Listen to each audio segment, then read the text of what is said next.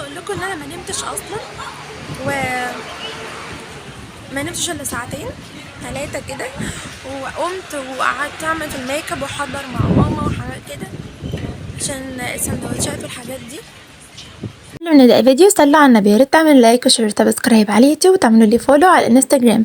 هسيب لكم اللينك تحت في الديسكربشن بوكس او في اول تعليق مثبت. وبس كده، انتوا لو هتبعتوا لي مثلا فولو على الانستجرام هقبله على طول ان شاء الله. بس ربنا يهديكم يا رب كده وتبعتوا. المهم طبعا انا زي ما انتوا شايفين كده هنشوف مع بعض فلوج كده انا عملته. كانت رحله طلعها القاهره، وزرت فيها الاهرامات، وركبت مركب في النيل، وطلعت عمرو بن العاص، مسجد عمرو بن العاص، والكنيسه المعلقه، ورحت كمان الحسين. طبعا هقول لكم كل ده رأيي في الفيديو، هتكلم عن كل حاجه. بص، انا عارفه ان التصوير مش احسن حاجه، لان انا صورت شويه بالطول وشويه بالعرض، فحاجه مضايقاني جدا، فحاولوا تستحملوا شويه معايا. طبعا عايزه اقول لكم ان انا خفيت الصوت وهتكلم بصوتي في فويس اوفر. انا كنت جايبه حاجات حلوه كتير جدا، يعني مش مستاهله اصلا. احنا هو يوم واحد، فاليوم ده احنا بناكل فيه في البيت عادي جدا. ليه انا بجيب كل ده وليه صرفت كل ده؟ انا مش عارفه. المهم يا جماعه، طبعا انا عايزه اقول لكم ان انا خفيت الصوت. ليه خفيت الصوت؟ عشان كان في صوت قرآن قبل كده. انا طلعت صوت قرآن في الفيديو. كان في حد، يعني كنت بعمل ميك اب وكده، وكان في حد في وشنا مشغل قرآن عالي وكده، وكان يعني مشغلين سماعات اللي هي بتاعت الفرح. مش عارفة ايه السبب انهم يعملوا كده.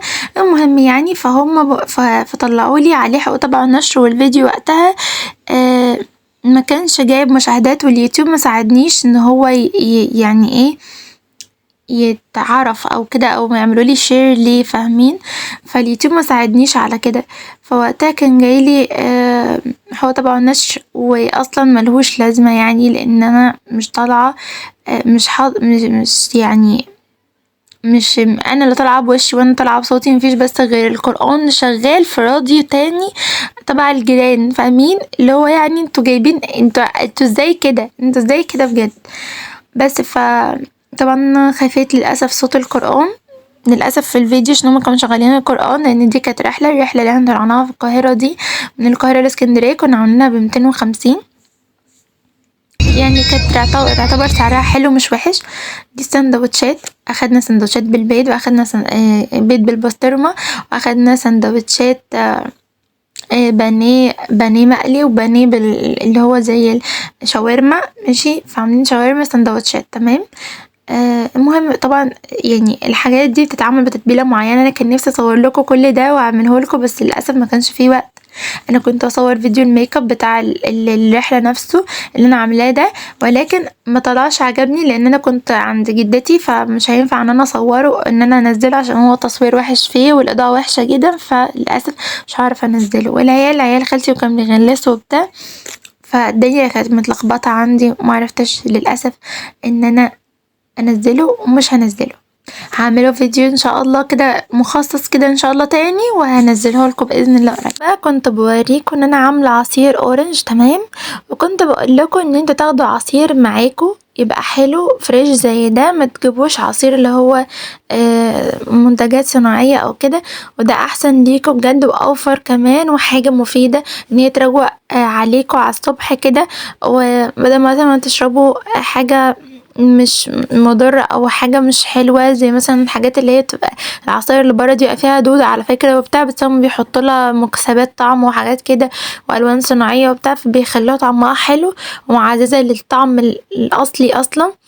فالطعم الاصلي طعمه احلى بكتير. فعشان تبقوا عارفين، يعني لو عندكم عصارة بتاعت برتقان، اعملوا عادي برتقان قبلها بيوم وحطوه في التلاجة، مش هيسود ولا اي حاجة زي الجوافة او الموز او الحاجات دي. ودي حاجة حلوة جدا. انا كنت فاتحة باكل شيبسي ده، وكنت باكل شيبسي وببلع، فاهمين؟ وكان معايا سندوتشات، سندوتش اللي هو البيض بالبسطرمة واللي هو البانيه دوت، كنت باكلهم مع الشيبسي وكده. كانت الدنيا مظبوطة، اللي هو انا كنت بفطر كده، فاهمين؟ وانا اصلا ما نمتش كتير، يعني انا نمت ساعتين ولا 3 ولا حاجة، وقمت على طول اصور فيديو. للاسف الفيديو مش هصوره لان هو مش طلع حلو خالص بسبب الاضاءة وكده. زي ما انتوا شايفين برضو في الاضاءة في التليفون مش عارفة ليه وحشة كده. بس ان شاء الله باذن الله يعني هتلاقوها معدولة شوية في الفيديو في المقاطع اللي جاية، لما اجي رايحة الاهرامات واما اجي رايحة مثلا المركب والحاجات دي. مش عارفة انا صورتش ليه في المركب، تقريبا ما صورتش، مش فاكرة. بس انا ان شاء الله يعني لو في اي صورة هحط لكم الصورة، يعني هحط لكم الصورة في الفيديو نفسه، وهحط الصورة بتاعتي اللي انا صورتها، وهوريكم يعني اللحظات اللي انا صورتها وانا رايحة القاهرة. انا كنت بدأت اعدل التصوير شوية، اني اسف حاولت اظبطه شوية، فهتشوفوا معايا الفيديو. وهنا كده كنا وصلنا استراحة عند بلبول، ده كان فيه كافيهات ومطاعم والكلام ده، وكان فيه حمام الدخول فيه ب3 جنيه. اول مرة اشوف الموضوع ده تقريبا هنا في طنطا. عايزه اقول لكم بقى ان انا نزلت امشي رجليا شويه عشان رجليا تعبت من القعده وظهري تعبني. انا كنت عماله اتصور في اضاءه مش حلوه، الحمد لله نزلت على الشمس والاضاءه بقت حلوه شويه الحمد لله. بس حاسه ان انا سقعانه، يعني انا بصوا في النهار حاسه ان انا سقعانه. مش لابسه جاكيت، جايبه بس معايا الشال وحاطاه فوق الاتوبيس. انا نزلت عشان احرك رجلي وجعني جدا، بس مش هشتري حاجه، احنا جايبين كل حاجه تقريبا معانا، كل حاجه، بسكوتات بقى وشيبسيات ومش عارفه ايه وسندوتشات. بصوا مش ناقصنا حاجه من الاخر.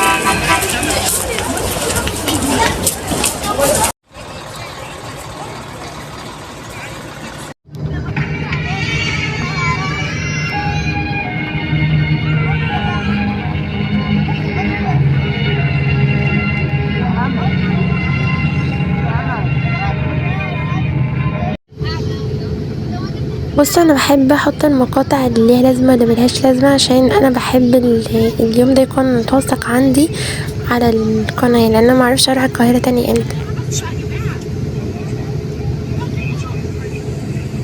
طبعا كل واحد في محافظه هو فيها شايفها بالنسبه لغيره بيحب عايز يشوفها او بيشوف الاماكن اللي فيها حتى لو ابسط الاماكن. فبالنسبه لنا في اماكن معفنه جدا عندنا في اسكندريه، لكن في ناس بتحبها جدا. هي بتبقى مناطق اثريه وحلوه برضه مش وحشه، بس احنا بالنسبه لنا احنا عندنا كتير وعرفناها بقى اللي هو عارفين الاثار لكن الحاجات الجديده لو عايزين تشوفوها. انا شفتها لغايه دلوقتي قدامي طبعا، دي اول مره اشوفها في حياتي، لكن في مشكله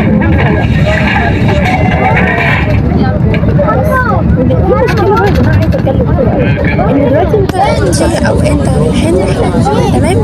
الرحله دي بيبقى فيها ناس، بيبقى فيها شمس مش شواليك، هتنزلوا في شمس، هتشوفوا ناس بتعمل دوشه معاها اطفال معاها كل حاجه. يعني انتوا تبقوا عارفين مثلا ان انتوا طالعين رحله، مش طالعين تهزروا، لان الرحله دي بيبقى فيها ناس اطفال وفيها ناس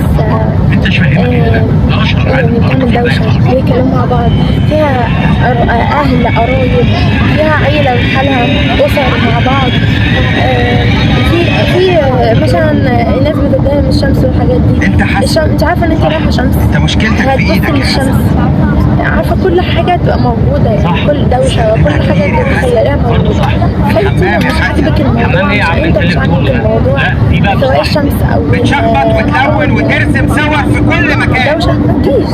الفرق احنا عيال خالتي عاملين دوشه واطفال صغيره، تقول لها الدوشه لو سمحتي شويه، صراحه بركه عندك وقرفانه وبلاويه بوزها، انا ايدي خلاص ما تجيش، مش عاجبك اتصرف لوحدها. يحكوا الناس هيقولوا شوفوا حبوا بعض قد ايه. يا ابن اللعيبه انت جيت هنا قبل كده؟ حاطين تلفزيونات صغيرة للناس عشان يتفرجوا على أفلام، ومشغلين أفلام كده يعني ليها علاقة بالرحلات أو كده.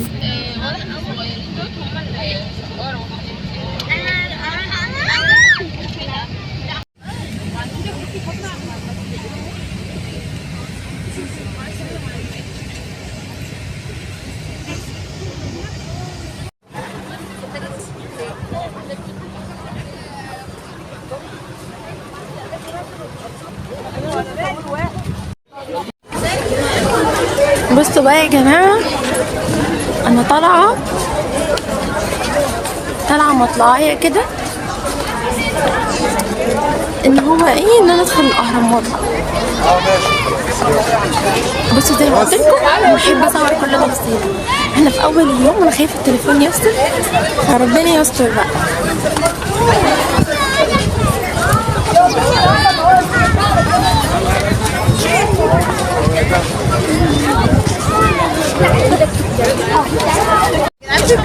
اول مره اشوف الاهرامات في الواقع.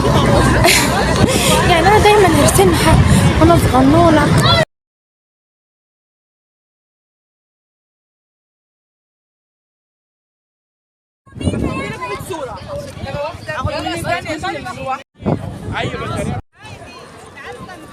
بصوا بقى يا جماعه، انا اشتريت البتاعه بتاعت اللي هي فلسطين دي، تمام،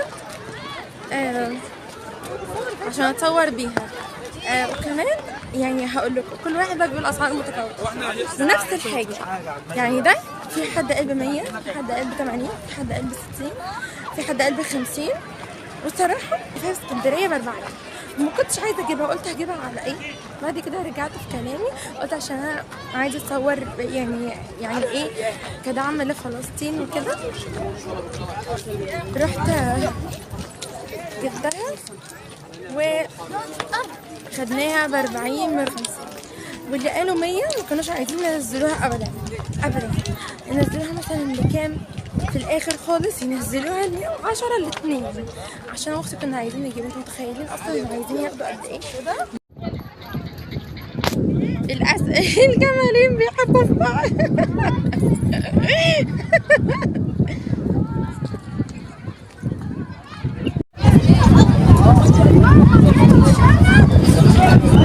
انا اتصورت مع الجمل واتصورت جنب الجمل.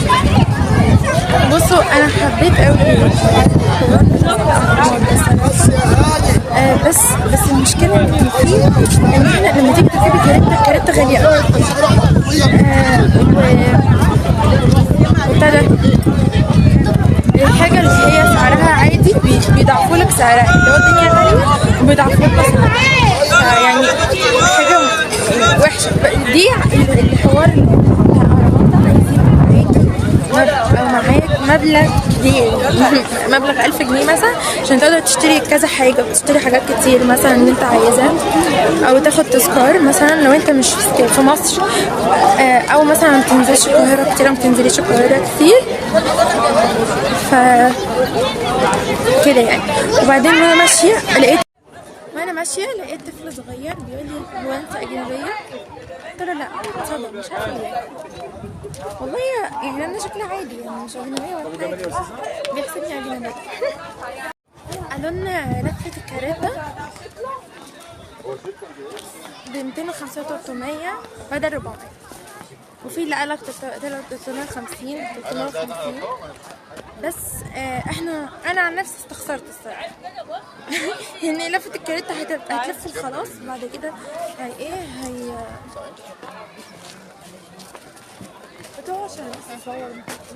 مش هيكمل بقى خلاص، فاهمين؟ نسكت على كده. احنا كمان الوقت بتاعنا بيبقى قليل في الطلعات في الاهرامات، مش بنقعد كتير، مش هنركب الكاريتا كتير. انا صورت ابو الهول، انا قريبه منه ولكن ما صورتهوش، ما شفتوش من قدام.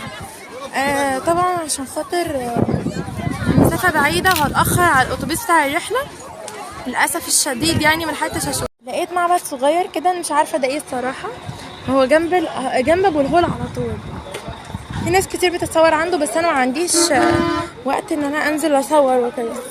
انا طلعت على قدام عشان طلع الاتوبيس الرحله على قدام. لو عرفت اصور ابو الهول هصور.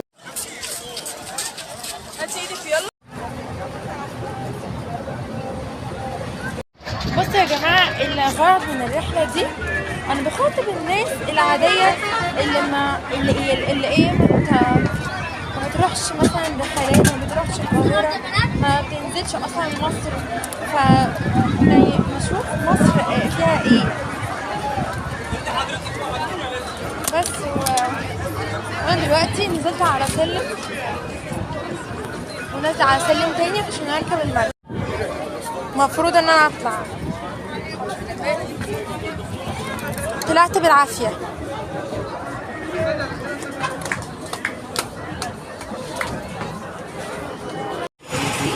هنا بقى رايحين عند النيل نركب مركب في النيل.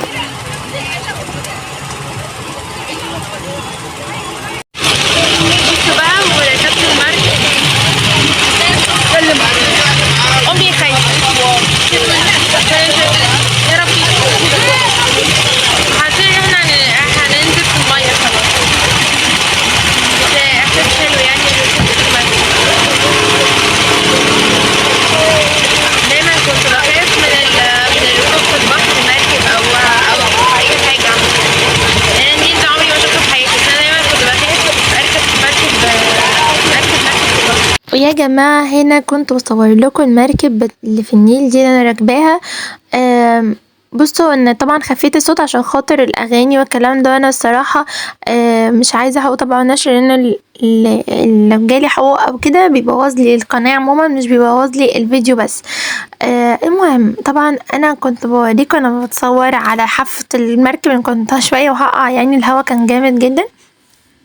المهم يعني فطبعا احنا الرحلات اللي زي دي بيبقى فيها ناس بقى ايه، الاغاني بتبقى شغاله دي بتبقى عشان الناس اللي بتقعد تسقف وتغني وكده تبقى مبسوطه. طبعا احنا اللي كنا راكبين معاهم كانوا ناس كئيبه جدا الصراحه، فمحدش كان بيسقف. سريع كده هصور لكم الكنيسة المعلقة من داخلينها، وبعدين هدخل ماسك الشارع طويل، الشارع ده فيه الكنيسة المعلقة، المفروض ان احنا ندخلها. في تحف وحاجات كتير طول الشارع طول ما انا ماشية. ده دير ماري جرجس للروم الارثوذكسيين.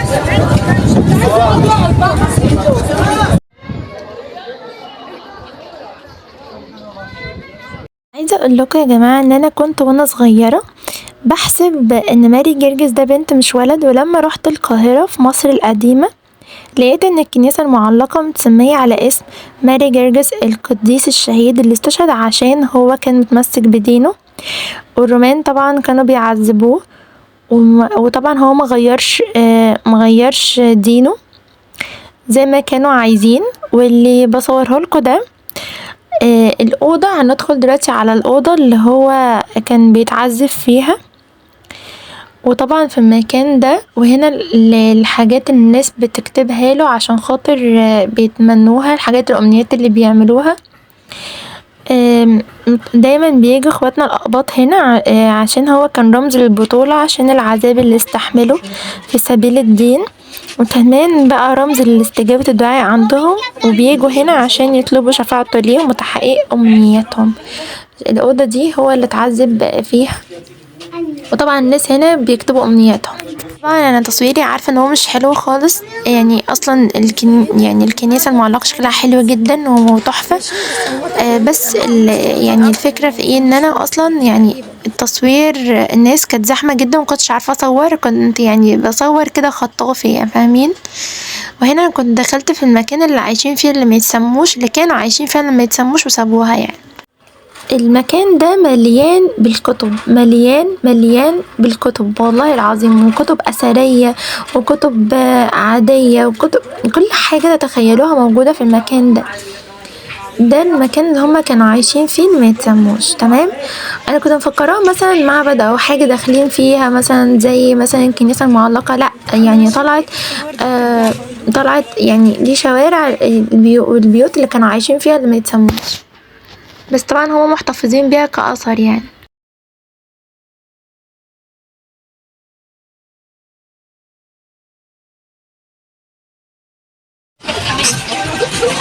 ده الشارع بتاع الكنيسة المعلقة، طبعا ما صورتهوش وانا ماشية، فحبيت اصورها وانا راجعة ورايحة. دخلت اتفرج على مكان كده كله كروشيه، شكله حلو قوي. مكان تحفة الصراحة.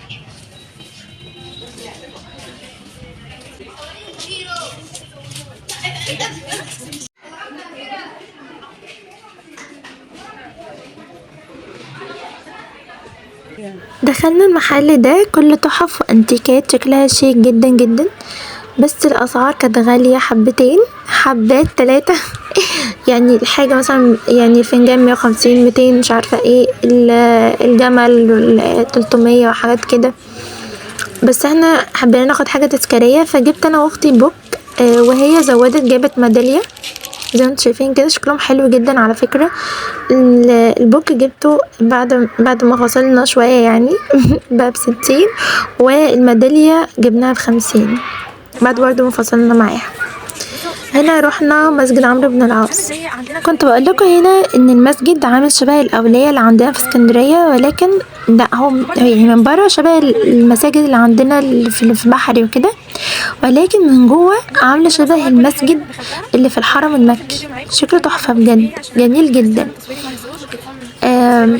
يعني عندنا في اسكندريه حاجه وفي القاهره حاجه، كل مكان ليه الاثر بتاعه وليه عمقه ويعني ليه يعني حاجاته الخاصه، الحاجه الحلوه الخاصه بيه. بصوا بقى يا جماعه، انا حابه اقول لكم يعني معلومه كده عن مسجد عمرو بن العاص. انا حبيت ان اقولها بما اني قلت معلومه عن الكنيسه المعلقه، هنقول برضو معلومه عن مسجد عمرو بن العاص. مسجد عمرو بن العاص، في ناس بتقول ان مسجد عمرو بن العاص ده هو اول مسجد اتبنى في مصر وافريقيا، ولكن المعلومه دي غلط، لان اول مسجد اتبنى في مصر هو مسجد سادات قريش في بلبية الشرقيه، واتبنى سنه 18 هجريا 642 ميلادي. ولكن مسجد عمرو بن العاص في 21 هجري على مساحة أرض صغيرة، مساحتها 25 في 15 متر، كانت صغيرة جدا. بعد كده تعرضت لزيادات، يعني كبروها كتير في عصر الولاء. بعد كده من أهم الزيادات اللي وصلت ليها في العصر لحد دلوقتي في العصر العباسي، وكانت آخر زيادة اللي هي دي على ايد الوالي عبد الله ابن طاهر، والي الخليفة المأمون على مصر في سنة 2012 هجريا و826 ميلادي. لما وصل الجامع المساحة اللي موجودة لحد النهاردة، اللي بتبقى مساحتها 112 متر ونص في 120 متر ونص. طبعا الكاريتات صحابها استغلاليين جدا، ويعني مش عارفة، هم اصلا بيعذبوا الحصان اللي بيمشي اساسا، بيعذبوه اقسم بالله. ف يعني مش مستاهلش خالص 400 جنيه على حته صغيره يفضل يتمشى بيكي وبتاع، ما فيهاش اي متعه تماما. بصوا يا جماعه، انا حبيت ان انا اقول المعلومه، وكمان انا كنت بقول كلام في الفيديو، ولكن قطعته عشان اقول المعلومه بدل الكلام اللي انا كنت بقوله.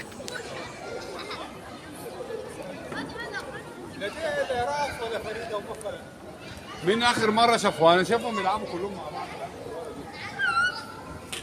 المسجد بيفكرني زي ما قلت لكم وانا بصور، بيفكرني بالحرم المكي بتاع سيدنا محمد صلى الله عليه وسلم.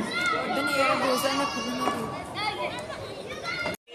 كنت عايز اصور لكم المحلات اللي بره، ولكن انا شفتها كلها دوت زحمه قوي، وهنا زحمه قوي. انا هوريكم دلوقتي.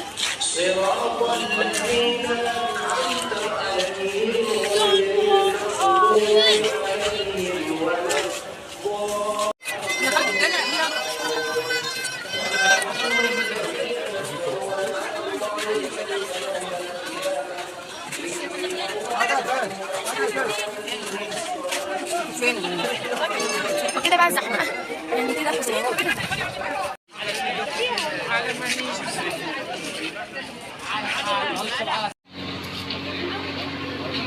جدا عامل شبه مساجد السعودية، بس للأسف المسجد ده كان قافل، معرفتش ادخل. وبصوا بصور لكم الزحمة، وده المسجد مقفول للأسف، يوم الجمعة بيقفلوه تقريبا، بيقفلوه عشان الرحلات والحاجات دي، عشان الزحمة والكلام ده كله يوم الجمعة بالذات، مش عارفة ليه. بس يعني يا ريتنا كنا رحنا في يوم تاني غير يوم الجمعة ده، لان انا كنت عايزة اروح اسمك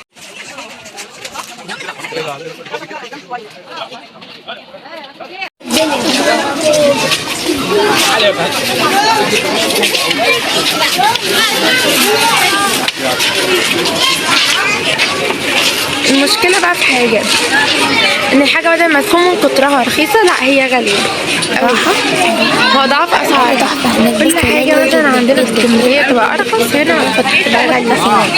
انا حبيت ان انا عايزه اشتري حاجه من هناك، كل ما اجي اشتري حاجه قلت 300 400 معرفش 200 مش عارفه ايه يعني، وحاجات يعني عبيطه جدا تتشرب بمبلغ تافه. اصل احنا يعني مصريين زي بعض، احنا مش اجانب جايين في سياحه يعني، مش اجانب. لا مصممين يدفعوك الحاجة ضعف تمنها. وحاجة ساعة سبيروس باتس بنجيبها عندنا ب10 وب9 والكلام ده كله، لقيناها هناك ب15 وب20 والحاجات دي. ايه ده؟ ايه يعني ده يا جماعة؟ ايه ده؟ احنا مش اجانب طيب عشان تتعاملوا معانا بالطريقة دي؟ طول ما انا ماشية بصور لكم الحاجات التحفة دي. للأسف نفسي اشتري منها حاجة بس كانت غالية جدا يعني، ميستاهلوش السعر اللي انا هدفعه فيهم. بصوا بقى، يعني بالنسبة لان احنا نروح رحلة زي دي عايزين لنا مبلغ معانا كده. زي ما انتوا شايفين الحاجة غالية، فانتوا لو عايزين تاخدوا حاجة تذكارية تكون حلوة لازم تاخدوا مبلغ حلو معاكم. تمام. بالنسبة بقى لأسعار القعدات هناك، الأسعار مش حلوة خالص خالص. يعني مثلا لما جينا نقعد عشان تطلب كوباية نسكافيه 70 جنيه، تمام ماشي مش وحش ده، ماشي الكافيه ده مش وحش، بس ايه يعني لو حد مثلا قاعد معاك ومش عايز يطلب إيه مثلا ملهوش نفس مثلا، يعني لا ما لازم كله يطلب، لازم كل اللي قاعدين يطلبوا. طب ليه يعني بتخلوا الناس تكرهكوا ليه؟ المهم وفي واحد تاني بقى جنبه برضو ب100، القعدة نفسها ب100، لو عايز تطلبي اطلبي، مش عايز تطلبي متطلبيش، انتي قاعدة ب100 جنيه. فاهمين؟ نزلولكوا طبق لب كده صغنطوط وخلاص، على كده على كذا نفر، مش على نفر واحد دفع 100 جنيه. فاهمين؟ طبعا غير الطلب مثلا ب50 ب70، عشان الشاي ب50 والنسكافيه ب70، فانت هتطلبي نسكافيه هتدفعي منها 70 جنيه كده زي الفل كده. فصراحة يعني ما كملناش قاعدة فيه فقمنا يعني كده. متنسوش اللايك والشير والسبسكرايب على اليوتيوب، وتعملوا لي فولو على الانستجرام.